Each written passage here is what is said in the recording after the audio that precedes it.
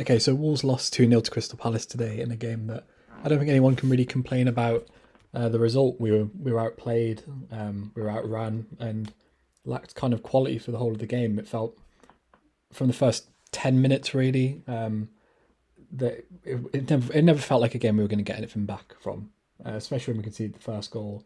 Obviously, the referee was terrible, but that's not the point. We were really bad today. It's probably the worst performance of the season. Obviously, when the lineup came out, it was what we all expected. It was the team that played so well against Everton, 4 days ago, and it feels like Wolves are very hit or miss right now. It feels like we either play really well in a half or in a game, or we're terrible.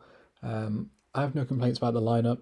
I thought some of the subs were a bit weird. I don't really get why Adama Traore came on at wing back in that sort of game, but to me, this I wasn't that surprised that we lost just because when I did the preview yesterday, I spoke about how if you look at Palace's press numbers, I mean Southampton have overtaken them now because they've already played the game, but Palace are one of the better pressing sides in the Prem. We just can't handle this. Whenever we play a side that have high pressing numbers, we just can't handle it. And Everton sat off us for 45 minutes, and it's great letting Moutinho and Neves have loads of space and pick out Hwang and Trincao in really tight areas. But when you've got Palace running at you, Hwang's first touch was really bad. Trincao couldn't keep it down. Jimenez had an off game. And when it's not sticking up front, then all of a sudden you've got a whole Palace front six running at Jamartinho and Ruben Neves. I thought Semedo and Aït-Nouri were the only kind of positives of the game. I thought they both had pretty decent games, but they were kind of just on their own. And they were so high and it was fun to watch, but it felt very unbalanced and it just felt like Palace could get through very easily. And, it was just the complete opposite of that Everton first half in every way. And it feels like we've kind of got to a point now where obviously we're still in a good position in the league. We're eighth right now. Obviously, I think we'll drop down to 10th or maybe ninth. And to go into the international break on 16 points, it's not bad. I feel like most of us would have taken that at the start of the season. But it feels like we've kind of hit kind of like an equilibrium. It feels like we've kind of hit the best we can get with this squad.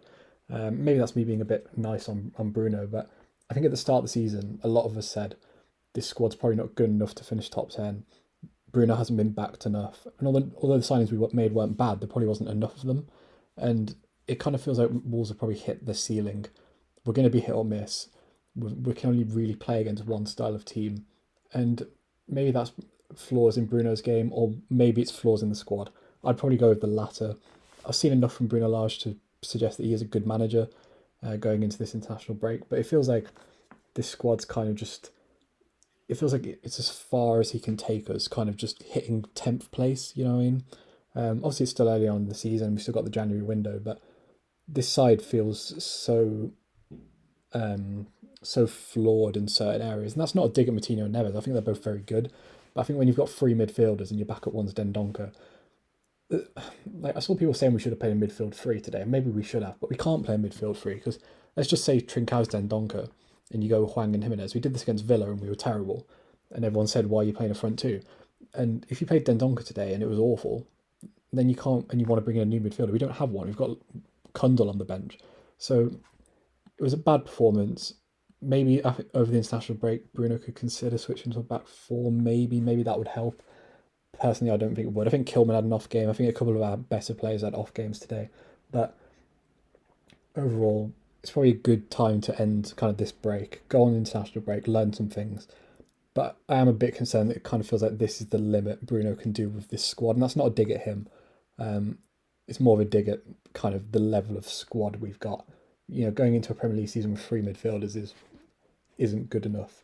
Especially one of them in Leander Dendoncker. The manager clearly doesn't really rate. Um, so I'm not going to go over the top. Palace are kind of. It felt like a bogey game. I think a lot of Wolves fans really felt that the ref was terrible and kind of everything just went wrong. But there's things you need to learn from in that game, and it kind of feels like maybe we've hit our ceiling. And you know what? That's okay. There's nothing wrong with finishing mid-table this season, but it's just a bit disappointing how it feels like we're either really hot right now or awful, and there's no in between. And like with Nuno, you knew exactly what you were getting. You knew it was kind of going to be boring and defensive, but you kind of knew what was coming. With Bruno Lage right now, it's kind of we're either like shit hot or awful. But for me, that's deficiencies in the squad. But overall, going into the international break, it's not the worst thing to be on 16 points out of 11 games. 5 wins, 5 losses, a draw. I think that's fair. Goal difference -1. We've just been okay. And I still think Bruno's done a good job, but I think the squad needs to probably improve overall. If you enjoyed the video, like the video, subscribe to the channel, and yeah, peace.